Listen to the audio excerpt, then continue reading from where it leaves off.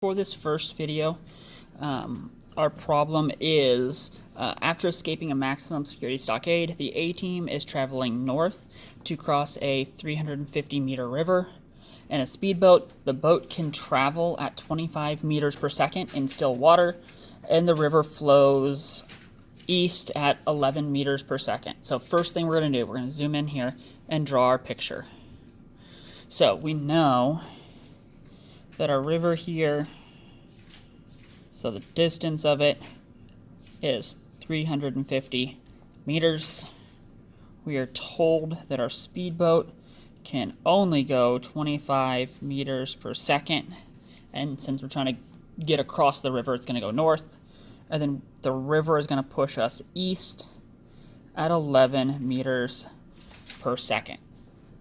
So for our first, so there's our picture for this, and what we're going to figure out is we're going to figure out basically what our resultant is there and our angle.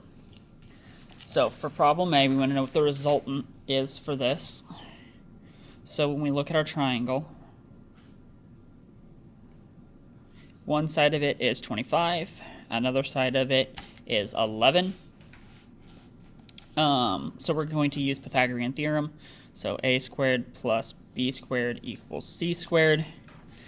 Since we're trying to find the hypotenuse, we're just trying to find c. So what we can actually do is take the square root of a squared plus b squared, and that'll tell us what c is.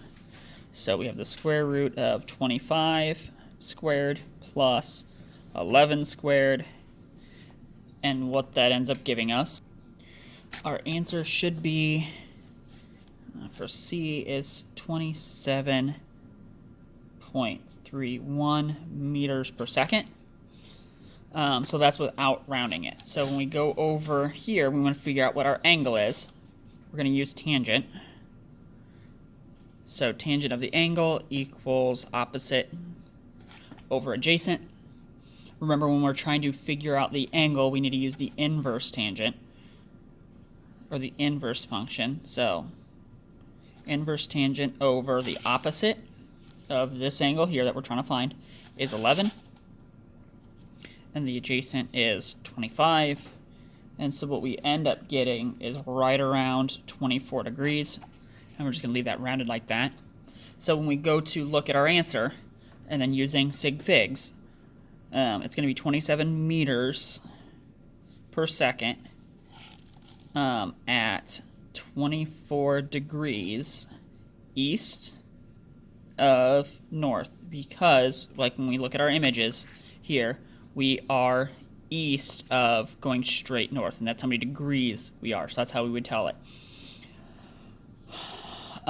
If we look at our next problem, so we want to know how long does it take to cross the river.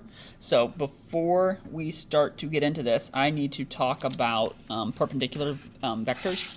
So if we go underneath our image here, so with perpendicular vectors, they're going to be independent of each other.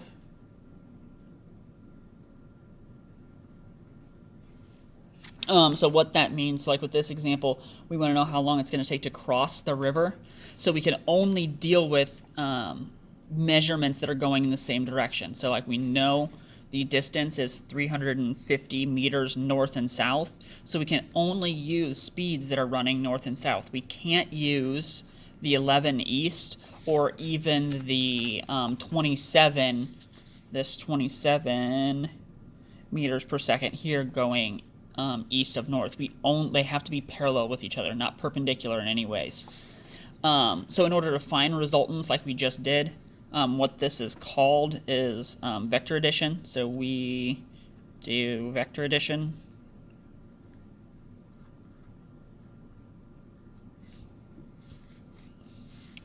And don't forget that every single vector has, or a resultant vector has a direction, which is your angle.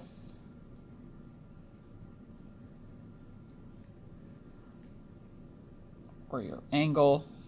And now we don't use the positive or negative to denote this. So for direction, we're going to use the degrees there. So now when we pull back to part B, we want to know how long it takes to cross the river. So the formula that we're going to use is the velocity equals distance over time.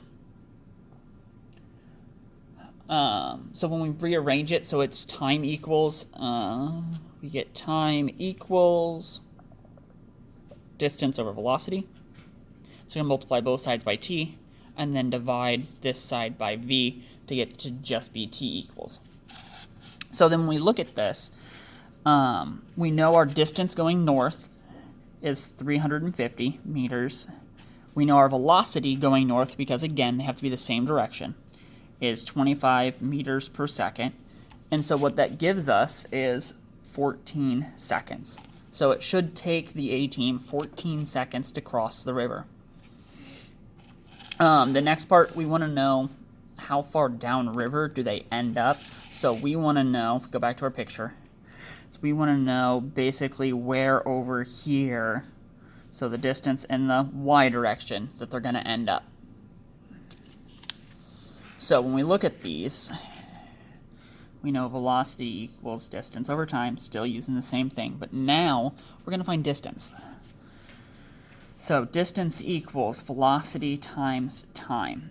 And since we're finding the distance in the y direction, we're also going to find the velocity in the, we're going to use the velocity in the y direction, and we're going to use the time. Now, time doesn't necessarily have a direction to it. If it's going to take us 14 seconds to cross the river in the north direction, it still should take us 14 seconds to cross it in the east direction. It's not like we're going to go all the way north in 14 seconds and then still take more time to finally drift over to the point that we're going to reach. They're going to both happen at the same time, so we can use the same time throughout it. So when we look at this, so distance equals, we know our speed in the eastern direction is 11. So it's 11 times by 14. And what we end up getting is 150 meters if we round because of sig figs. What it actually comes out to be is 154 meters, but we only have two significant figures throughout this entire thing, so we're just going to leave it at 150 meters.